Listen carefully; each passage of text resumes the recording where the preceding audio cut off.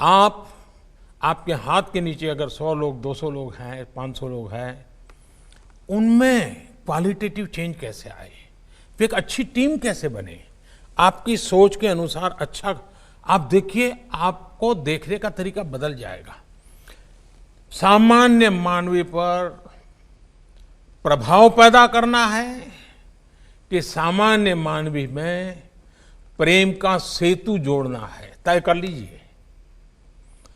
अगर आप प्रभाव पैदा करेंगे तो उसकी उम्र बहुत कम होती है, लेकिन प्रेम का सेतु जोड़ेंगे तो आप रिटायर्ड हो जाएंगे, तब भी जहां आपकी पहली ड्यूटी रही होगी वहां के लोग आपको याद करेंगे कि 20 साल पहले ऐसा एक नौजवान अफसर हमारे यहाँ आया था, भाषा तो नहीं जानता था, लेकिन जो उसका व्यवहार था लोगों के दिलों को जीत लिया था।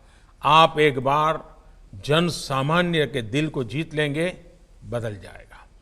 एक पुलिसिंग में मान्यता है। मैं जब नया नया सीएम बना तो गुजरात में दिवाली के बाद नया साल होता है, तो हमारे यहाँ एक फंक्शन छोटा सा होता है जिसमें पुलिस के लोगों से दिवाली मिलन का कार्यक्रम होता है और मुख्यमंत्री उसमें रेगुलर जाते हैं, मैं भी जाता हूँ। जब मैं जाता था, पहले जो मुख्यमंत्री जाते थे वो जा कर के मंच पे बैठते थे और कुछ बोलते थे और शुभकामनाएं दे के निकल जाते थे। मैं वहाँ जितने हूँ उनको मिलता था। तो मैं शुरू में जब गया तो वहाँ जो पुलिस के अधिकारी थे उन्होंने मुझे रोका, बोले साहब सबसे हाथ क्यों मिला रहे हैं आप, मत मिलाइए। अब उसमें कांस्टेबल भी होते थे, छोटे मोटे हर प्रकार के मुलाजिम होते और करीब 100-150 का गैदरिंग होता था। मैंने कहा क्यों? अरे बोले साहब आपके तो हाथ ऐसे होते हैं कि आप हाथ मिलाते मिलाते तो शाम को आपका हाथ सूजन आ जाएगी और ट्रीटमेंट करनी पड़ेगी। मैंने कहा ये क्या सोच है आपकी? वो भी तो समझता है कि मैं जिससे मिल रहा हूं उसका हाथ बड़ा सामान्य है तो मैं उससे प्यार से मिलूंगा, लेकिन एक सोच पुलिस है मतलब ऐसा ही होगा, वो गाली बोलेगा, वो तू तू करेगा, फटकारेगा। ये कल्पना गलत है जी। इस कोरोना कालखंड के अंदर ये जो यूनिफॉर्म में बनी बनाई जो छवि है वो पुलिस रियल में नहीं है, वो भी एक इंसान है, वो भी अपनी ड्यूटी मानवता के हित के लिए कर रहा है। ये जन सामान्य में भरेगा हमारे अपने व्यवहार से। हम अपने व्यवहार से ये पूरा कैरेक्टर कैसे बदल सकते हैं। उसी प्रकार से मैंने देखा है कि आमतौर पर पॉलिटिकल लीडर्स और पुलिस का सबसे पहला मुकाबला हो जाता है, और जब यूनिफॉर्म में होता है तो उसको लगता है कि मैं ऐसा करूंगा तो मेरा बराबर जमेगा, और 5-50 ताली बजाने वाले तो मिल ही जाते हैं। हमें भूलना नहीं चाहिए कि हम एक डेमोक्रेटिक व्यवस्था में हैं। लोकतंत्र में दल कोई भी हो, जनप्रतिनिधि का एक बड़ा महत्व होता है। जनप्रतिनिधि का सम्मान मतलब मैं लोकतांत्रिक प्रक्रिया का सम्मान करता हूं। उसके साथ हमारे डिफरेंसेस हो तो भी उसका एक तरीका होता है, उस तरीके को हमने अपनाना चाहिए। मैं मेरा अपना अनुभव बताता हूं। मैं जब नया नया मुख्यमंत्री बना तो ये जो आपको ट्रेनिंग दे रहे हैं ना अतुल, वो उस समय मुझे ट्रेनिंग दे रहे थे और मैं उनके अंडर में ट्रेन हुआ हूं, क्योंकि वो मेरे सिक्योरिटी इंचार्ज थे, सीएम सिक्योरिटी के। तो एक दिन क्या हुआ, मुझे ये पुलिस तामझाम, मुझे मेंटली मैं फिट नहीं होता हूँ, मुझे बड़ा अटपटा लगता है, लेकिन मजबूरन मुझे उसमें रहना पड़ता था। और कभी कभी मैं कानून नियम तोड़ के कार से उतर जाता था, भीड़ में है तो लोगों से हाथ मिला लेता था। तो एक दिन ये अतुल करवल ने मेरे से टाइम लिया, मेरे चैम्बर में मिलने आए, शायद उनको याद है कि नहीं मुझे मालूम नहीं है, और उन्होंने अपनी नाराजगी मुझे प्रकट की। काफ़ी जूनियर थे वो, मैं आज से 20 साल पहले की बात कर रहा हूँ। उन्होंने अपने मुख्यमंत्री के सामने आंख में आंख मिला करके अपनी नाराजगी व्यक्त की। उन्होंने कहा, साहब आप ऐसे नहीं जा सकते, कार में से आप अपनी मर्जी से नहीं उतर सकते, आप ऐसे भीड़ में नहीं जा सकते। मैंने कहा, भाई मेरी जिंदगी के तुम मालिक हो क्या तुम तय करोगे क्या मुझे क्या करना क्या नहीं? वो जरा भी हिले नहीं, मैं उसके सामने बोल रहा हूँ आज, वो जरा भी हिले नहीं, डिगे नहीं। उन्होंने मुझे साहब कहा, साहब आप व्यक्तिगत नहीं हो, आप राज्य की संपत्ति हो और मेरी इस संपत्ति को माना जिम्मेवारी है, आपको नियमों का पालन करना होगा, ये मेरा आग्रह रहेगा और मैं नियमों का पालन करवाऊंगा। मैं कुछ नहीं बोला। लोकतंत्र का सम्मान भी था, जनप्रतिनिधि का सम्मान भी था, लेकिन अपनी ड्यूटी के संबंध में बहुत ही पोलाइट वर्ड में अपनी बात बताने का तरीका भी था। मेरे जीवन के वो बिल्कुल शुरुआती कालखंड थे मुख्यमंत्री के नाते। वो घटना आज भी मेरे मन पर स्थिर क्यों है?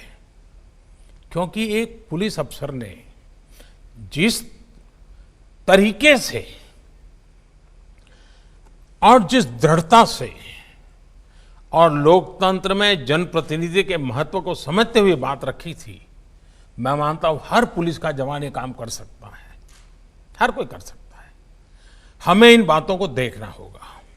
एक और विषय है, देखिए इन दिनों टेक्नोलॉजी ने बहुत बड़ी मदद की है। ज़्यादातर हमें जो काम पहले हमारी कांस्टेबलरी लेवल की जो इंफॉर्मेशन होती थी, इंटेलिजेंस होती थी, उसी से पुलिसिंग का काम अच्छे ढंग से होता था। दुर्भाग्य से उसमें थोड़ी कमी आई है। इसमें कभी भी कॉम्प्रोमाइज मत होने देना। कांस्टेबलरी लेवल की इंटेलिजेंस पुलिसिंग के लिए बहुत आवश्यक होती है जी। इसमें कभी कमी भी मत आने देना। आपको अपने एसेट्स, अपने रिसोर्स, इसको जितना पनपा सकते हैं पनपा पर थाने के लोगों को बल देना चाहिए, उनको प्रोत्साहित करना चाहिए। लेकिन इन दिनों टेक्नोलॉजी इतनी बड़ी मात्रा में सरलता से उपलब्ध है, इन दिनों जितने भी क्राइम डिटेक्ट होते हैं उसमें टेक्नोलॉजी बहुत मदद कर रही है। चाहे सीसीटीवी कैमरा फुटेज हो, चाहे मोबाइल ट्रैकिंग हो, आपको बहुत बड़ी मदद करती है, अच्छी चीज है। लेकिन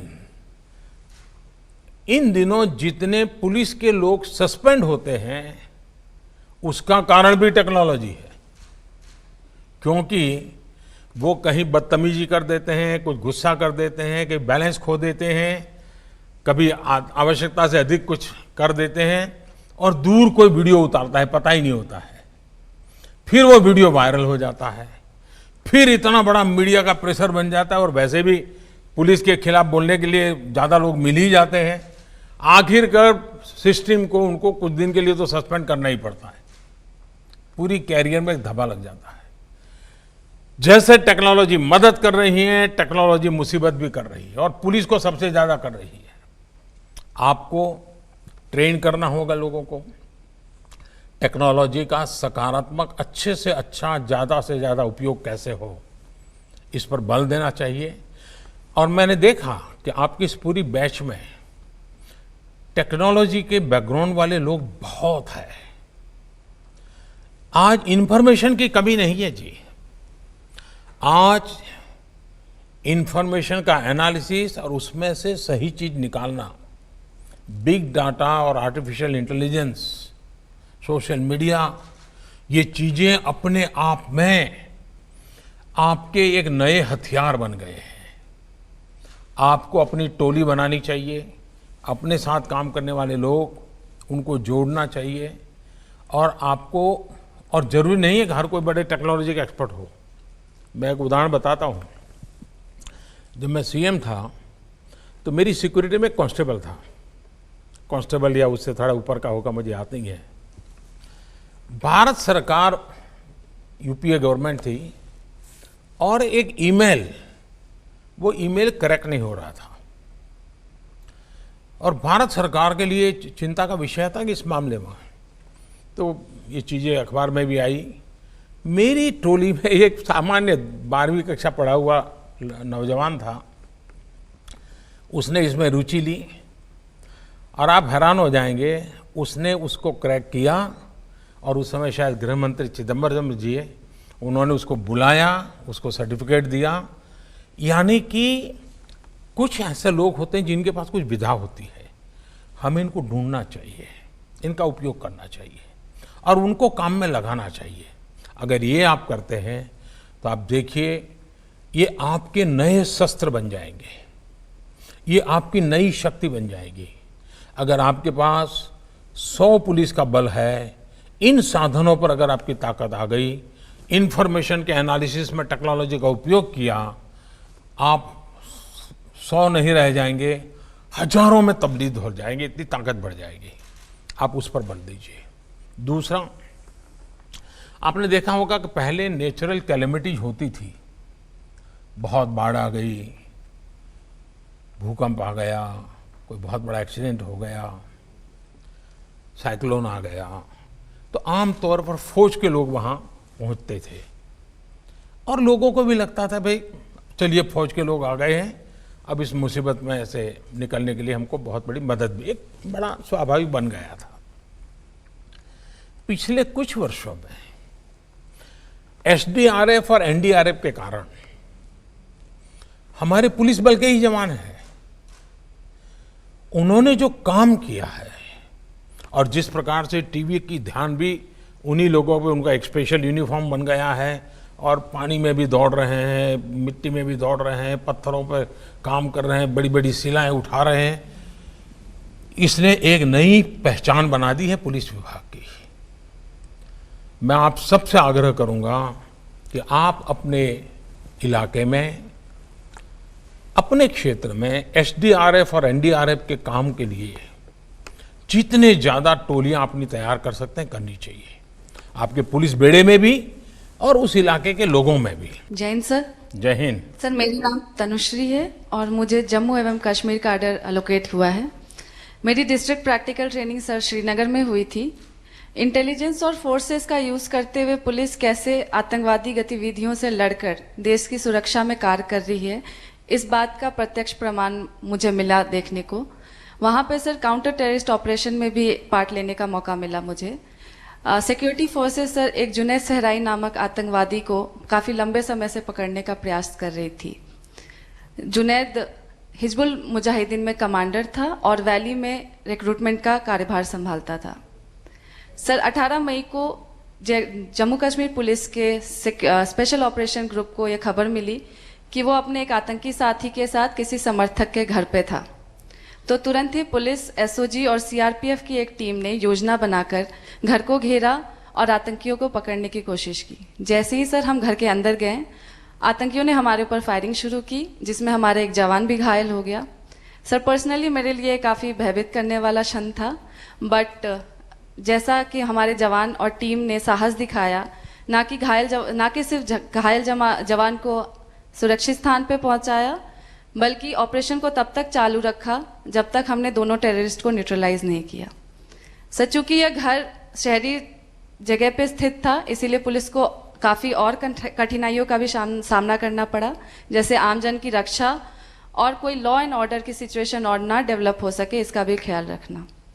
सर मुझे पहली बार मानवीय चेहरा का भी देखने को मिला मौका पुलिस का, क्योंकि जहाँ पे एक टीम ऑपरेशन देख रही थी, वहीं दूसरी टीम सर निर्दोष व्यक्तियों को, जिसमें महिलाएं, बच्चे और वृद्ध शामिल थे, उनको सुरक्षित स्थान पर ले जा रही थी और एक दूसरी टीम पत्थरबाजों से भी निपट रही थी। सर मेरे लिए यह पुनः पुष्टि हुई थी कि देश की आंतरिक सुरक्षा और निर्दोष व्यक्ति की सुरक्षा में अगर एक पुलिसकर्मी को अपनी जान की भी बाजी लगानी पड़े तो यह हमारे लिए प्राथमिकता होती है। तनुश्री, आप मूल कहाँ से हैं? सर मैं बिहार से हूँ सर। और पढ़ाई क्या हुई आपकी? सर मैंने निफ्ट गांधीनगर से टेक्सटाइल डिजाइन में स्नातक किया। आप भी गुजरात में जाकर के आई हो? Yes sir. तो ये टेक्सटाइल और टेरर कैसे गुजारा करोगी? सर ट्रेनिंग अच्छी मिली है सर, कर लूंगी। देखिए, टेक्सटाइल में धागे जोड़ने होते हैं और टेरर में धागे होते हैं, तो बहुत ही तो अलग अलग पहलू के काम करने पड़ेंगे आपको। Yes sir. चलिए, मैं थोड़ा पुलिसिंग के सिवाय अब मेरा मन करता है मैं आपसे बात करूं। ये ठीक है कि जो हम रोज अखबार में पढ़ते हैं, लगातार टेरर की घटनाएं, वही मेन न्यूज होते हैं। इसके सिवाय भी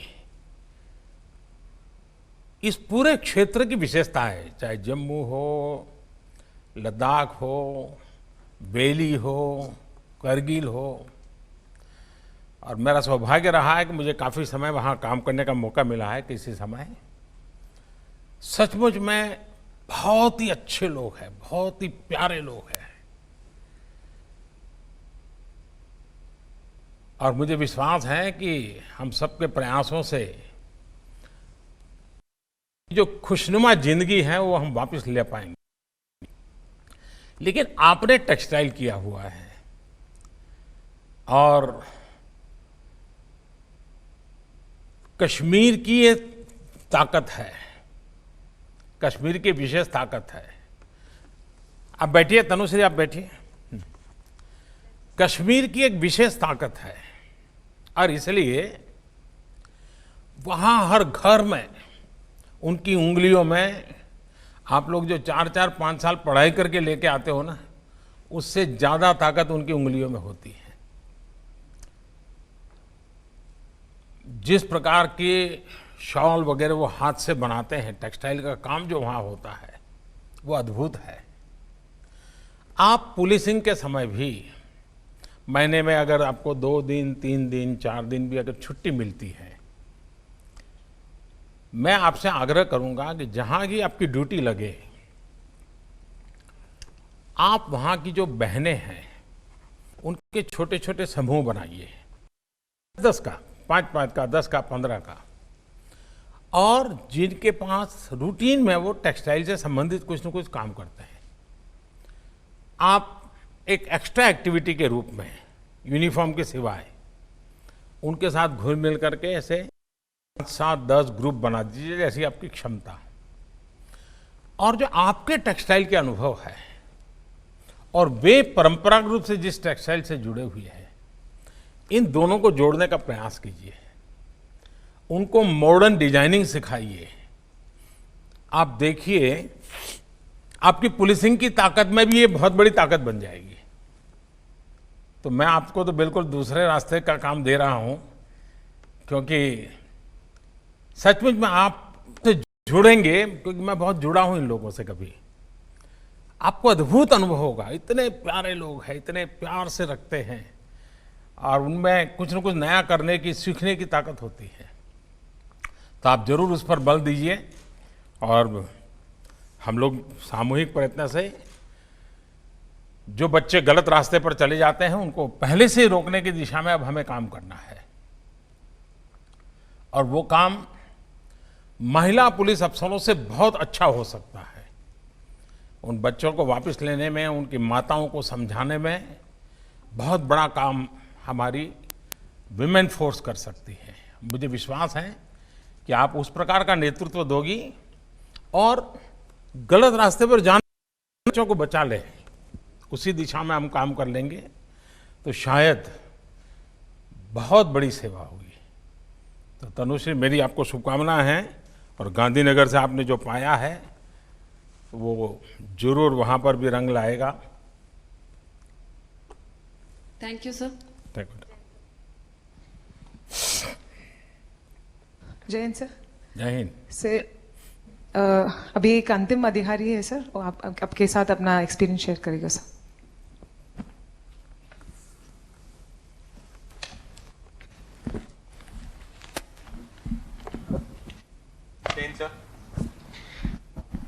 सर, मैं ओम प्रकाश जाट, राजस्थान के नागौर जिले का निवासी हूं सर, और मुझे गुजरात कैडर आवंटित हुआ है।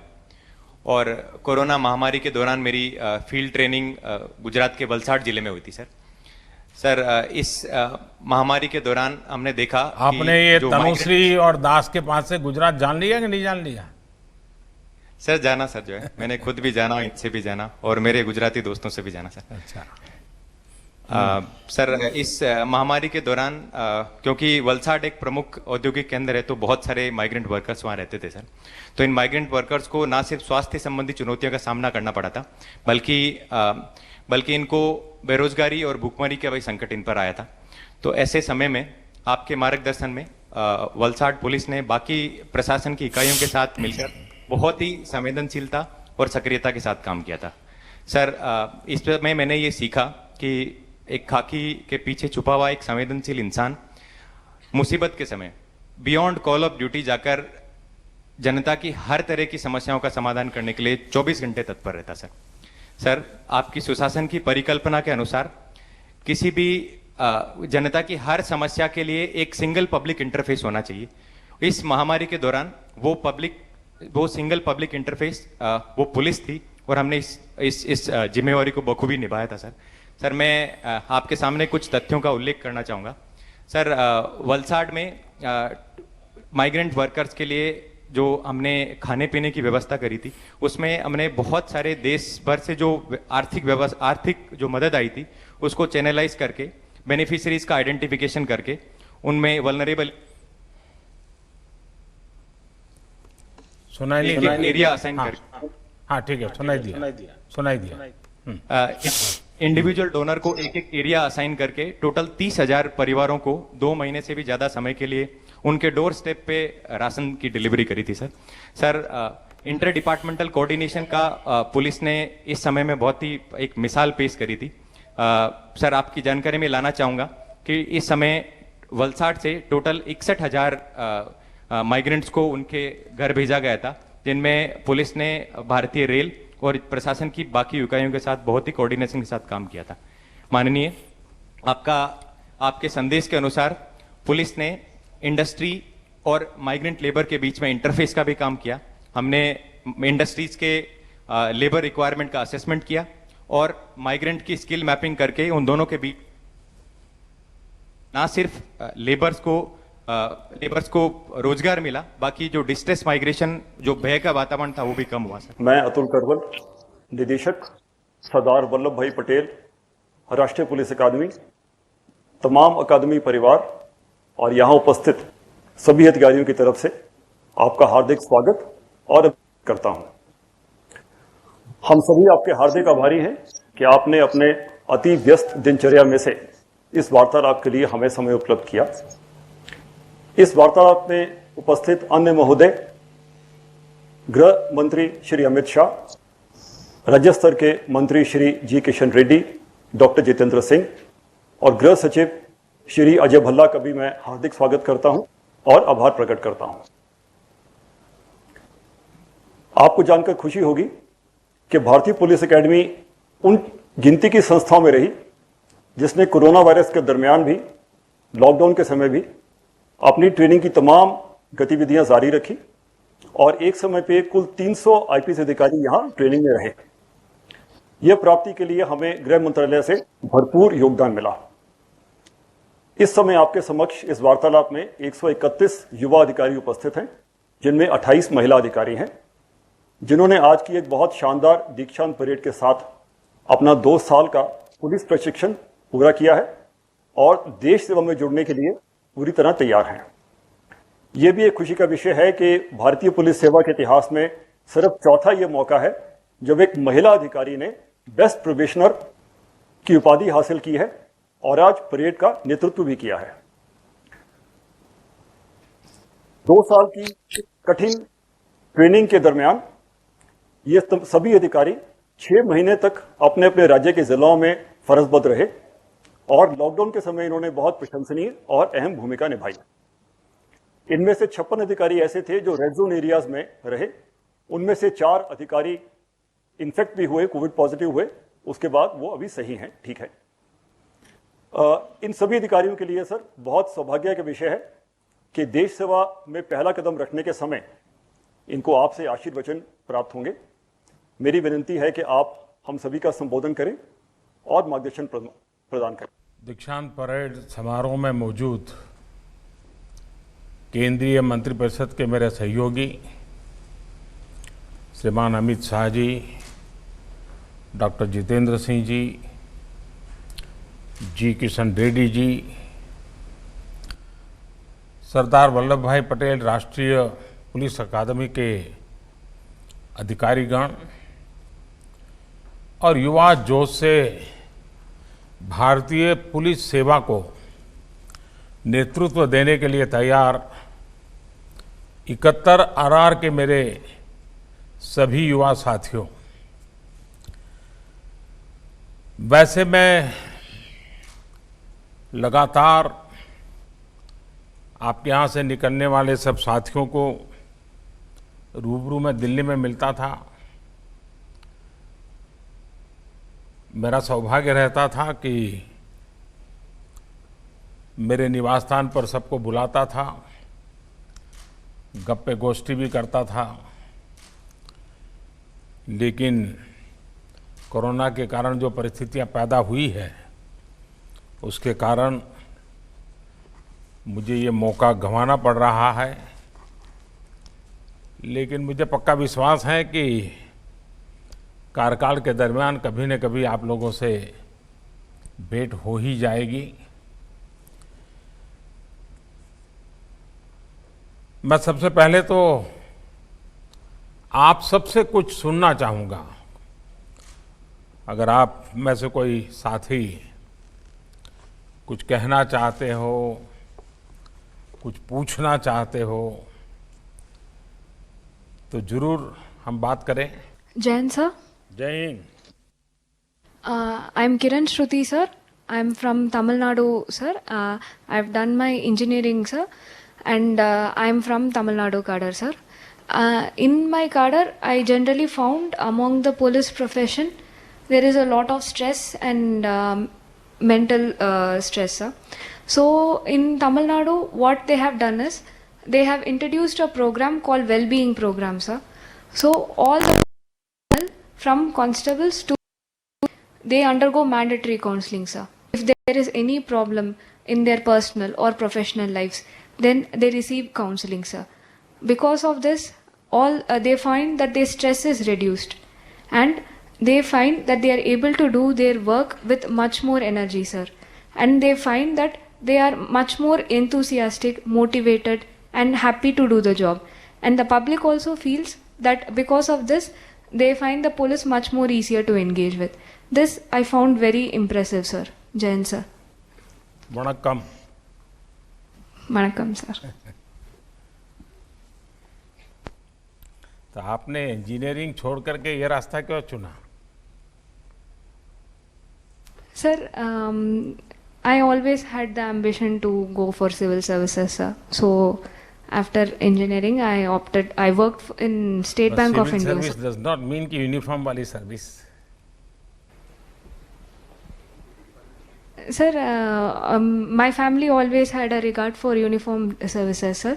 In addition to it, my name is Kiran Shruti because of Kiran Bedi ma'am, sir. So,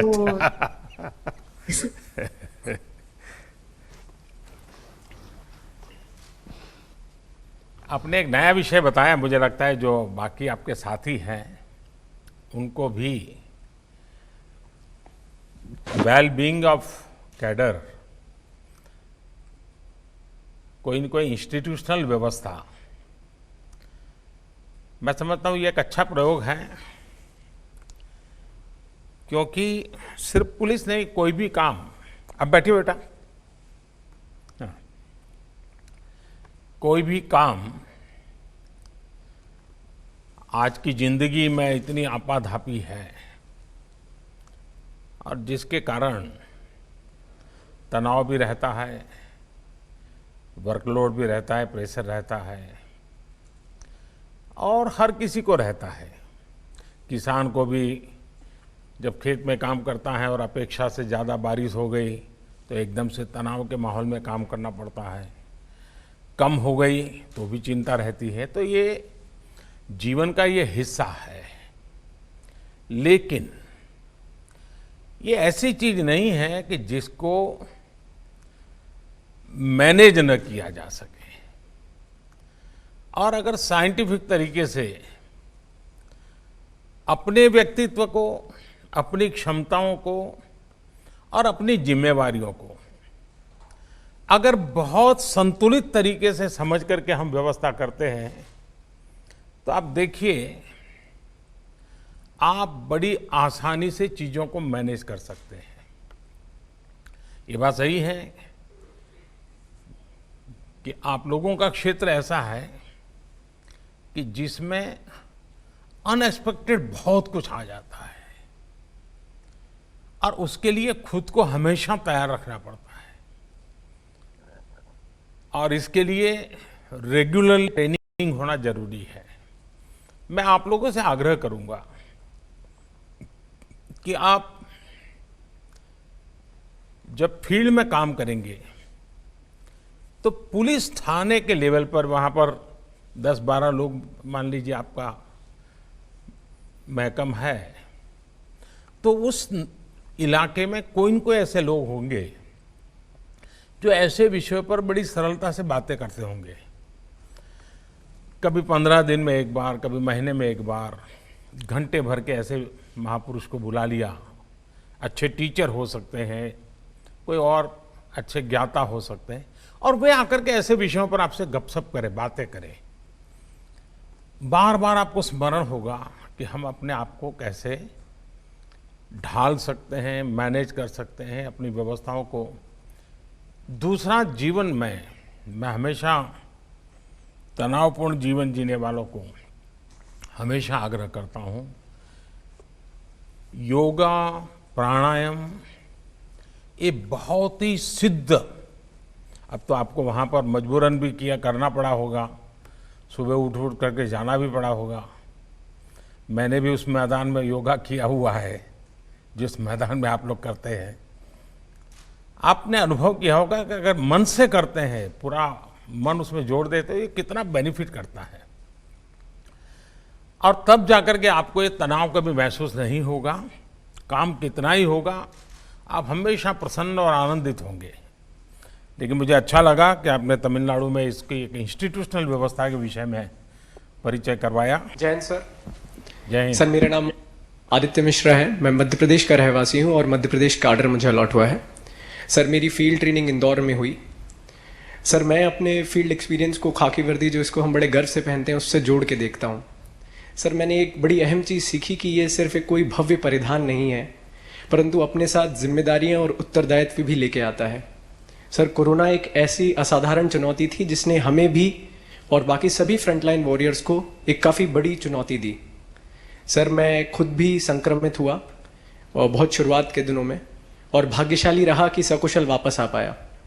sir, मेरे फोर्स के कई लोग ऐसे थे हमारे जो इतने भाग्यशाली नहीं थे, ना अपने घर लौट पाए। सर, उसमें एक अहम चीज़ जो मुझे समझ में आई कि सर, जब भी इतनी कठिन ड्यूटी है, अपने घर परिवार के बारे में नहीं सोचते, अपने स्वयं के सेहत के बारे में नहीं सोचते, तो उनके मन में कहीं पीछे एक विश्वास होता है कि अगर हमें कुछ हो जाएगा तो उसके बाद सरकार तथा पुलिस विभाग हमारे परिवार की देखभाल करेगा।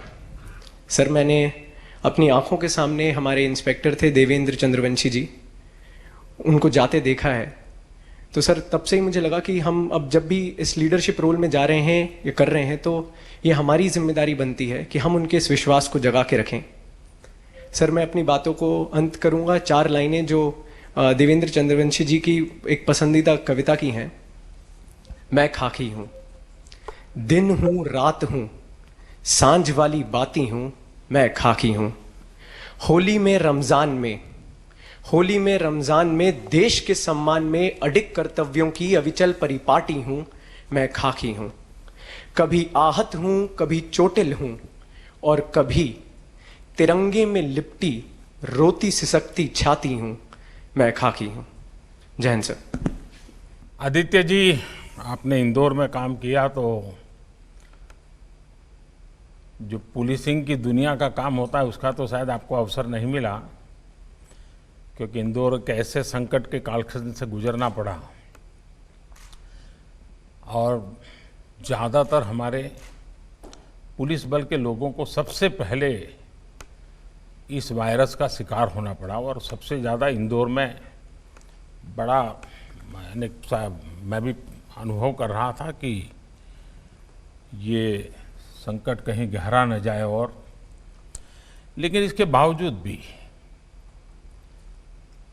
पुलिस बेड़े के लोगों ने हिंदुस्तान के हर कोने में इस सारी परिस्थिति में जो काम किया है, उस काम का अपना महत्व है, समाज को उसका अपना लाभ है। लेकिन एक बहुत बड़ी बात हुई है और मैं समझता हूं कि ये पुलिस बेड़े की बहुत बड़ी पूंजी है। इसको कैसे हम संभालें, इसे संभालने के लिए हम इंस्टीट्यूशनल अरेंजमेंट क्या करें, और वो क्या है? हिंदुस्तान के सामान्य मानवी के मन में पुलिस मतलब डंडा, पुलिस मतलब तू मैं, पुलिस मतलब जुल्म, ये बाय एंड लार्ज छवि बन चुकी थी। इसका मतलब ये नहीं कि समय समय पर पुलिस ने मानवता के काम नहीं किए हैं। और मैं तो मानता हूं कि शायद हर पुलिस थाने में डेली 5-10 काम तो ऐसे होते ही होंगे जो मानवता की दृष्टि से बहुत अहमियत रखते हैं। लेकिन इसका कभी कलेक्टिव इंपैक्ट समाज जीवन पे आया नहीं। छुटपुट घटनाएं बनी रही। कोरोना के कालखंड में देश के हर कोने में खाकी वर्दी के लोग जब गीत गाते हैं, गीतों के द्वारा लोगों को शिक्षित करने का प्रयास करते हैं, खाकी वर्दी के लोग फुटपाथ पर बैठे हुए लोगों को खाना पहुंचा रहे हैं, पानी पहुंचा रहे हैं, खुद रिस्क लेकर के कोरोना के मरीज को ले जाते हैं, ये दृश्य देश ने देखे हैं। एक मानवीय चेहरा हमारी खाकी वर्दी का लोगों के मन में स्थिर हो जाए। अब हम लोगों का जिम्मा है कि कोरोना वायरस के संकट के काल में भी जिस प्रकार से खाकी वर्दी का जो भीतर पैदा हुआ मानवता का अंश था, जो कभी कभी टुकड़ों में दिखता था, वो एक संगठित स्वरूप में नजर आया है। ये बहुत बड़ी पूंजी है। मैं तो चाहूंगा कि हर पुलिस थाने में, वहां की स्कूलों के माध्यम से, कि कोरोना के काल में हमारे इलाके के पुलिस के लोगों ने कैसे मदद की, हस्तलिखित अंक तैयार करें, थाने को आकर के भेंट दें।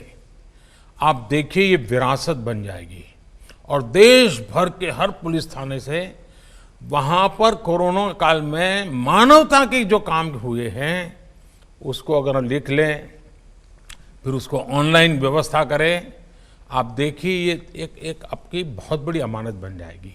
और फिर पुलिस विभाग में पुराने लोग होंगे, वो भी, जो नई पीढ़ी होगी वो भी, और भविष्य की पीढ़ी होगी भी, उसको भी लगेगा कि मानवीय व्यवहार की ताकत बहुत बड़ी होती है। और मुझे विश्वास है कि इस कोरोना कालखंड में आप लोग, क्योंकि उसी समय आपको फील्ड में जाने का मौका मिला, लेकिन आपके सामने वही काम रहा। आप उसमें से जो अच्छी बातें हैं लोगों को पहुंचाएंगे। और खाकी के प्रति गर्व होना ये बहुत अनिवार्य है। खाकी से रौब नहीं, खाकी से गर्व होना चाहिए। खाकी के सम्मान को मैं कभी झुकने नहीं दूंगा। जितना भाव मेरे मन में तिरंगे के प्रति होता है, वैसा ही भाव मेरे भीतर मेरे यूनिफॉर्म के लिए भी होना चाहिए। और ये आप देखिए इतनी बड़ी ताकत, तो मेरी आप सबको इस विषय में तो बहुत शुभकामनाएं रहेगी। सर, मेरा नाम पार्थप्रतिम दास है। मैं जोरहाट डिस्ट्रिक्ट असम से रहने वाला हूँ। मुझे असम मेघालय कैडर एलोकेट हुआ है। मैंने कंप्यूटर इंजीनियरिंग NIT सूरत से किया है। फेज़ 1 के ट्रेनिंग के बाद मैंने डिब्रूगढ़ डिस्ट्रिक्ट में अपनी डिस्ट्रिक्ट प्रैक्टिकल ट्रेनिंग ख़त्म की है। और कोरोना आउटब्रेक के बाद सर, जब भारत सरकार ने मूवमेंट ऑफ स्ट्रैंडेड पैसेंजर्स का गाइडलाइंस निकाला, तब मुझे डिपोर्ट किया गया था कोकराझार में, असम बंगाल बॉर्डर, लोगों के मूवमेंट को मैनेज करने के लिए। तब सर जो रजिस्ट्रेशन प्रोसेस और जो व्हीकल्स आती थी उनका रजिस्ट्रेशन हम करते थे, और एक डेटाबेस हमने बनाया था गुवाहाटी में ताकि लोगों का ट्रेसिंग हो सके। सर वहाँ पे कुछ चैलेंजेस जो हमने फेस किए हैं, लोग हज़ारों किलोमीटर साइकिल से चल के वहाँ आते थे, तो वहाँ पे हमने काफ़ी अच्छी सर्विस प्रोवाइड की थी, लोगों को खाना पहुँचाया था। जो चल के आए थे उनको बसेस में रेस्पेक्टिव रीजनल सीटिंग सेंटर्स में हमने भेजा था। और सर उस वक्त पुलिस वालों को भी काफ़ी अच्छे से ब्रीफ करना पड़ा था, क्योंकि हम खुद भी इन्फेक्ट हो सकते थे, बल्कि कुछ लोग वहाँ से इन्फेक्ट हुए भी थे सर। और सर ये जो लोग आए थे, कुछ लोग स्टूडेंट्स भी थे जो 1 महीने के से ज़्यादा फंस चुके थे लॉकडाउन की वजह से, सब घर वापस आ रहे थे। एक बहुत अच्छा सेटिस्फेक्शन मिला सर कि स्टार्ट ऑफ द करियर में मुझे ऐसा मौका मिला। और सर ये एक पूरा टीम एफर्ट है जिसमें ड्राइवर्स, कांस्टेबल्स, होमगार्ड्स सबका इक्वल कंट्रीब्यूशन था। सबने दिल खोल के लोगों को हेल्प किया जो तनाव में थे, मुश्किल में थे। और सर ये एक हम एज ए 71 आवर बैच आपको सर एश्योर करते हैं कि आने वाले टाइम में भी हम सर ऐसे ही ड्यूटी करते रहेंगे सर। क्या शुभ Thank नाम you, sir. बताया आपका? सर पार्थ प्रतिम दास सर। दास सूरत में कितना समय रहे? सर 4 साल इंजीनियरिंग की थी सर। तो सूरत का खाना मिस करते होंगे? Yes sir, vada pav sir miss करता हूँ। आसाम और सूरत की कॉमन चीज पता है क्या है?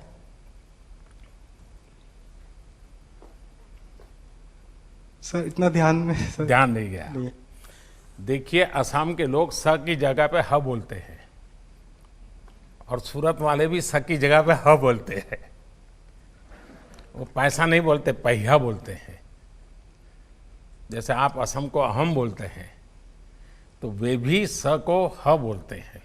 तो अगर आपको सुरती लोगों से बात करने का मौका मिला होगा, और जब सूरत से आप असम जब भी छुट्टियों में गए होंगे, तो जो सूरत को जानते होंगे जरूर आपको पूछते होंगे कि सूरत का खाना इतना तारीफ होती है, तो कभी कुछ ले जाते थे कि नहीं?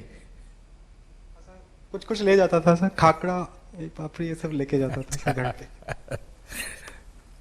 देखिए, आपने सही कहा। आपको जाते ही एक जो प्रवासी मजदूर और बाकी लोग थे उनकी सेवा करने का मौका मिला।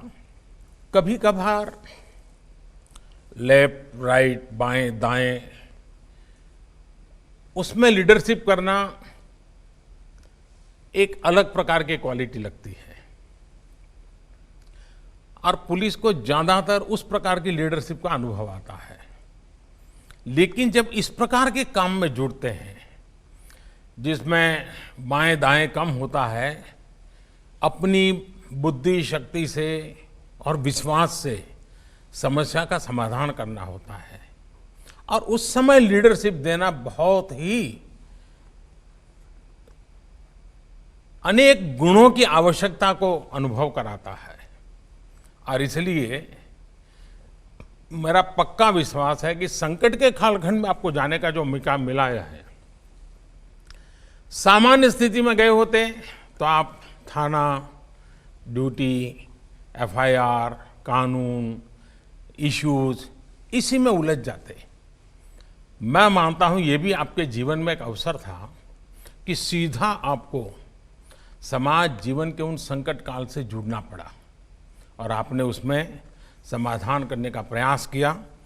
और मुझे विश्वास है कि आप तो टेक्नोलॉजी के बैकग्राउंड के हैं, आपने उस सेवा के काल में टेक्नोलॉजी का भी भरपूर उपयोग किया होगा। टेक्नोलॉजी के माध्यम से व्यवस्थाओं को विकसित करना, लोगों को काम बांटना, उसका रिपोर्टिंग करना, ये जरूर आपने अच्छे ढंग से किया होगा। तो अब आसाम की सेवा और सूरत का रंग भर करके आगे बढ़िए आप। बहुत शुभकामनाएं दास। सर, अब मुझे याद है जब हम आपके निवास स्थान पर मिले थे तो आपने ये बोला था कि पुलिस की एक ऐसी इमेज होनी चाहिए कि कोई भी आम आदमी उनसे आके मिल ले, वो भय नहीं दिखना चाहिए, वो हेल्प के अकॉर्डिंग चलना चाहिए। तो वो जिम्मेवारी हम बखूबी निभाएंगे, हम आपको इसके लिए आश्वस्त करते हैं। जय हिंद सर। आप लोगों ने इस समय ये काम किया है। एक बात और देखी होगी आपने कि हमारे देश में समाज की शक्ति कितनी जबरदस्त है। सरकार से भी अनेक गुना शक्ति समाज में होती है। और आपने इस पूरे संकट काल में जब फील्ड में थे तो आपने ऑब्जर्व किया होगा, आज भी अगर उस चीज़ों को स्मरण करें तो करिए, हो सके तो डायरी में लिख भी दीजिए। समाज की सक्रियता के कारण सरकार पहुंची हो या न पहुंची हो, व्यवस्था पहुंच पाई हो न पहुंच पाई हो, समाज का कोई कोई बंदा वहां जरूर पहुंचा होगा और उस गरीब के आंसू पहुंचने का काम किया होगा, भूखे को खिलाने का काम किया होगा, मरीज की दवाई का काम किया होगा। ये आप सबने अनुभव किया होगा। हमारे देश की ये सबसे बड़ी विशेषता है। और मैं आपको एक अनुभव सुनाता हूँ। जब कच्छ में भूकंप आया तो मैं तो उस समय मुख्यमंत्री नहीं था, लेकिन एक वॉलंटियर के रूप में मैं वहाँ काम करता था।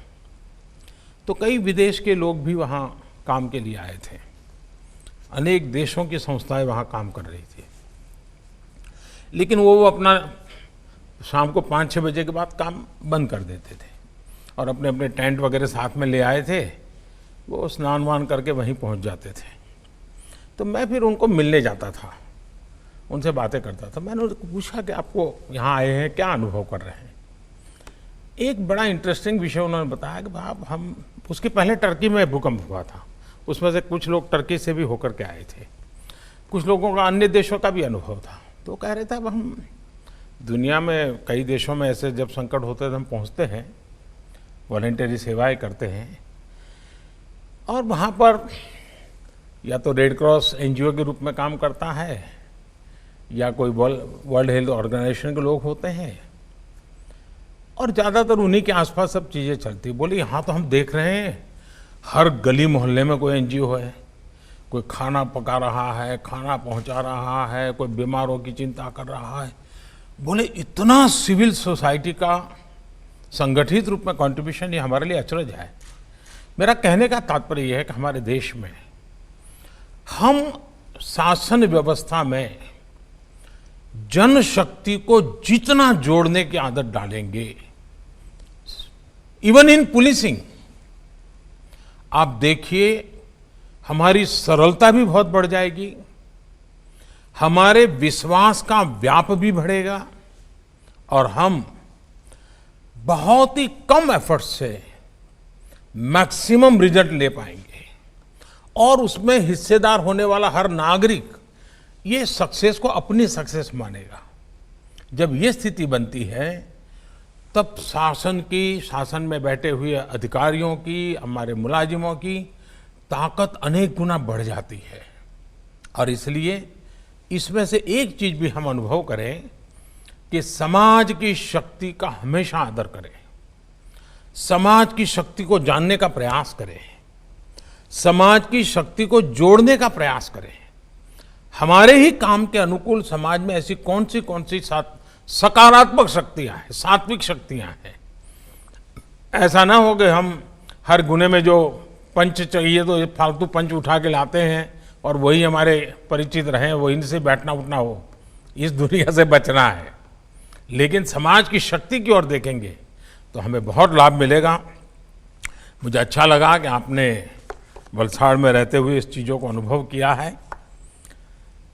साथियों, मुझे जैसा बताया गया कि आप आखिरी व्यक्ति थे, तो काफ़ी कुछ बातें तो मैंने अपने संबोधन में, बातचीत में कुछ विचार तो रख ही दी है, लेकिन एक बात निश्चित है कि अब तक आप एक ट्रेनी के रूप में काम करते हैं। आपको लगता है कि एक शेल्टर है, एक प्रोटेक्टिव एनवायरनमेंट में आप काम कर रहे हैं। आपको लगता है कि गलती करेंगे तो साथी भी है, संभालेगा, आपके ट्रेनिंग देने वाले लोग हैं वो भी संभाल लेंगे, लेकिन रातों रात स्थिति बदल जाएगी। जैसे ही यहां से आप बाहर निकलोगे, आप प्रोटेक्टेड एनवायरनमेंट में नहीं होंगे। सामान्य मानवी आपको नए हो, अनुभव अभी हुआ नहीं है, कुछ नहीं समझेगा। वो तो ये समझेगा कि भाई आप तो यूनिफॉर्म में हैं, आप तो साहब हैं, मेरा ये काम क्यों नहीं हो रहा है? अरे आप तो साहब हैं, आप ऐसे कैसे करते हो? यानी आपकी तरफ देखने का नजरिया बिल्कुल बदल जाएगा। ऐसे समय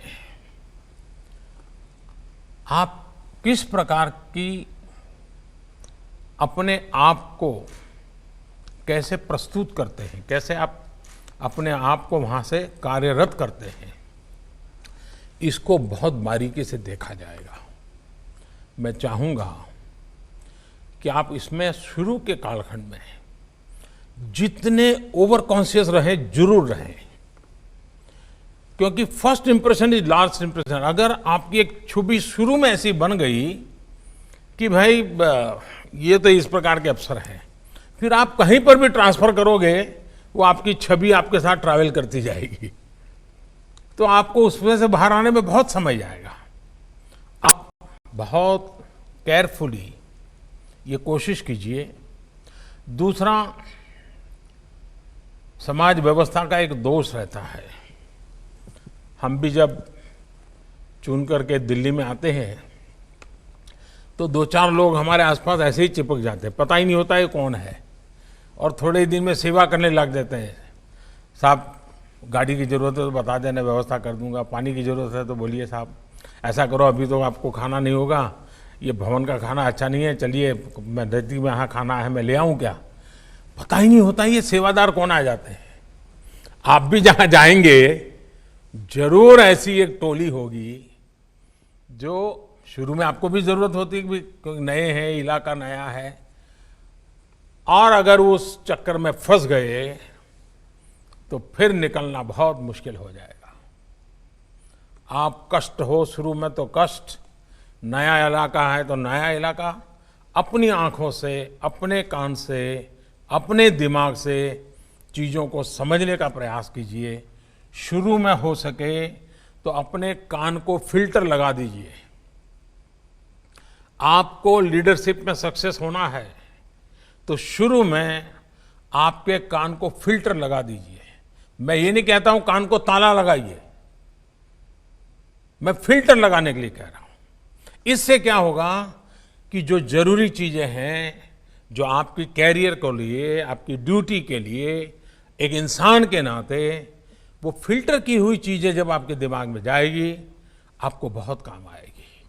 सारा कूड़ा कचरा, वरना तो आप देखिए कोई भी जाता है तो लोग उसको एक डस्टबिन मान लेते हैं, और जितना बड़ा आदमी उतना बड़ा डस्टबिन मानते हैं, और कूड़ा कचरा फेंकते ही चले जाते हैं, और हम भी उस कूड़े कचरे को संपत्ति मान लेते हैं।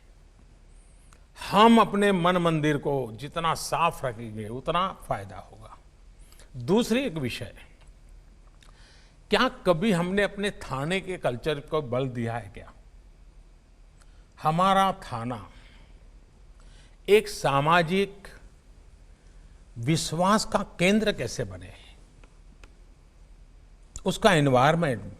आज थाना देखिए, स्वच्छता का अभाव होता है, ये ठीक है, कुछ इलाकों में थाने बहुत पुराने हैं, जर्जरित हैं, मैं जानता हूं, लेकिन साफ सुथरा रखना तो कोई मुश्किल काम नहीं है।